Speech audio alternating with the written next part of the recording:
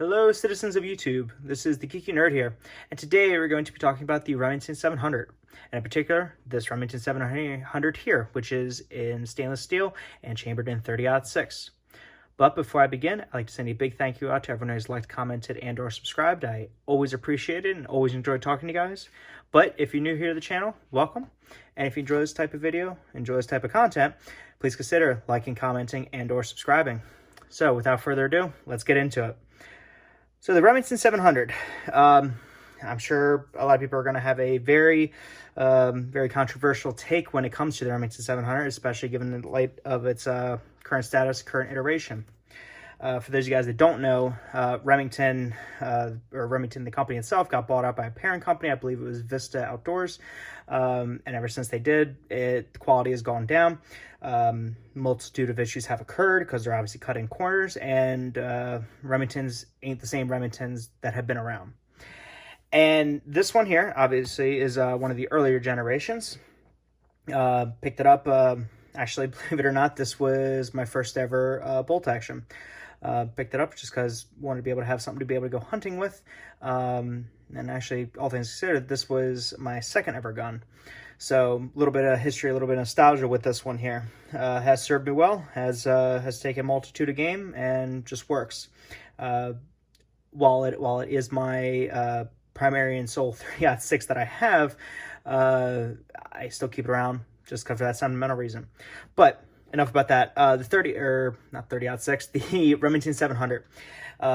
Famed for its action, comes a multitude of variations. My personal favorite that I've seen is the SPS, the Special Police Service one, I believe, which is essentially a shortened version of the action, chambered in 308, and has a bull barrel. And if you guys watch my previous videos and just kind of have watched the channel here, you know I do have an affinity for the bull barrel, or heavy barrel, whatever you guys want to call it. But another claim to fame for the Remington 700 is the adoption of this by the U.S. military. So the DMR, designated marksman rifles that the U.S. Army uses, they use a modified version of the Remington 700 action and basic setup. Of course, it is chambered in 308. Now the Remington 700, and it's a drinking game, guys. Every time I say Remington 700, take a drink. They come in two variations. You're going to see long action and short action. This is the long action. Reason being is that this action is long. Ooh, they got really ingenuitive with the name convention. Obviously, the gun is safe, not loaded. Is that it has the longer action. Now, this platform is based off of the long action. That is your 30-06s. That is your Remington Magnums. That is your basically, your big cartridges. Now, your smaller cartridges, like your 308s, those are considered short actions. And one issue that has been known to be with Remington 700s is that because they are based on a long action platform, sometimes when you get a short action, the rounds will nosedive and not actually feed in. Sometimes they do have a little bit of feeding issues. So you just got to kind of have to know your gun, test it out, break it in. Now, with this one here, in particular, like I said, chambered in 30-06 and safe, it does have stainless steel all the way around. It has an internal magazine. It does drop free. I put this little thing here just to be able to have extra rounds. Fantastic little idea if you never had it. You just pull this off, get your rounds, and just, you can keep these in a bag, keep these wherever, and just slap it underneath. Boom, you have your rounds to be able to feed in as you need to. Of course, you can't do controlled feeding here. You have your safety here, so down safe, won't go anywhere. And generally speaking, is when you go to fire, and you get ready, you can push this forward, ready to go. Now, it is a cock on open, not a cock on close type gun. So as you pull up, that's when it's actually cocking the mechanism to pull the firing pin back. Trigger is nice and polished. And they like to say that with a bolt action or any really good trigger, it should feel like glass rod breaking, which I will say after having this for years, it definitely does.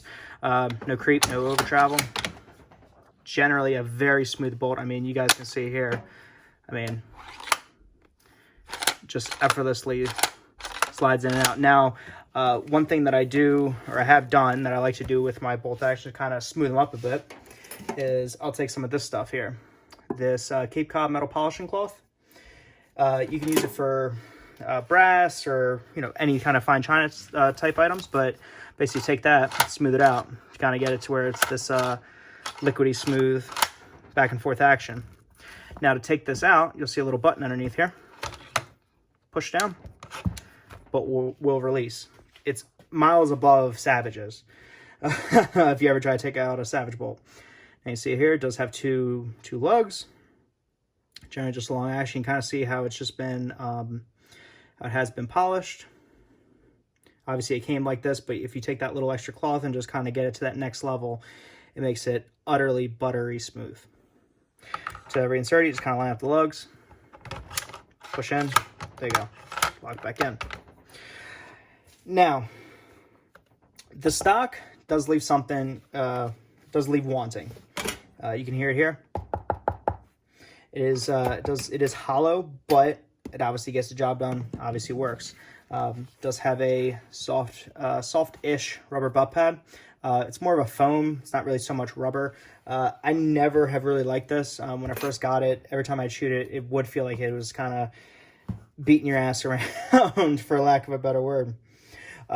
So if you're getting one of these, especially in 30-06, I would highly recommend one of them Air Saver, Limb Saver butt pads to kind of ease that blow.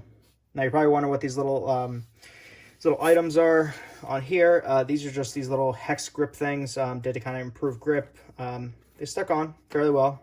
Give me just some tactile feedback, so it's not just as slippery as stock as it is, just because it is synthetic. Does have a little bit of grip texture, but nothing too crazy to write home about. Going up to the front, you can see there it does have a very has a nice recessed crown, but a pencil barrel. But this gun is made to be light, efficient, and take pretty much around 3 shots in the wilderness before not shooting anymore. So it's not really a competition made gun, and it will not serve that purpose for you. Moving up here, you can see here I have a Nikon BDC scope with some flip cover caps, which is just handy to have, kind of protect your glass, which I will be doing a separate video on that. So you can pretty much see that the Remington 700, it's a very basic rifle, but it has definitely endured the test of time. However, time will tell if it will continue to, given the current quality and reputation and manufacturing standard that Remington, after being acquired, has gotten. But let me know down in the comments what you guys think. Do you guys think Remingtons are going to get better? Do you like your Remington 700? Would you ever get one again? So let me know down below. Again, if you enjoyed this video, enjoyed this type of content, please consider liking, commenting, and or subscribing. And I hope everyone's having a wonderful, awesome, fantastic day. I'll catch you guys next time. See you guys.